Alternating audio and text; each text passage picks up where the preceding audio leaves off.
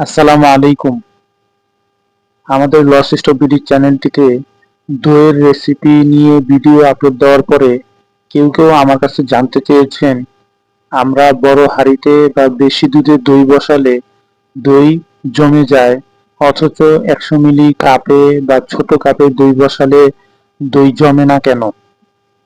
এর কারণ হলো, দই জমার জন্য অন্তত 40 থেকে 45 ডিগ্রি গরম তাপ থাকতে হয়, অথচ ছোট ছোট কাপে সেই তাপ ধরে রাখতে পারে না এবং খুব দ্রুতই তাপ কমে যায়।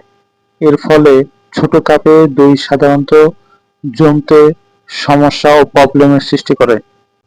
এর সহজ সমাধান হলো, আপনারা কাপগুলো একটা বড় হাঁড়িতে রাখুন, তার উপর ঢাকনা দিয়ে তার উপর গরম কাপড় দিয়ে ঢেকে দিন এবং কাপগুলোকে গরম স্থানে রাখুন, পারলে চুলার পাশে রাখুন। এভাবে করলে ছোট কাপেও আপনার দই পারফেক্ট হবে ইনশাল্লাহ। এরকম আরো অন্যান্য বিষয়ে আপনার কোনো প্রশ্ন থেকে থাকলে কমেন্ট বক্সে কমেন্ট করুন, প্রশ্ন করুন।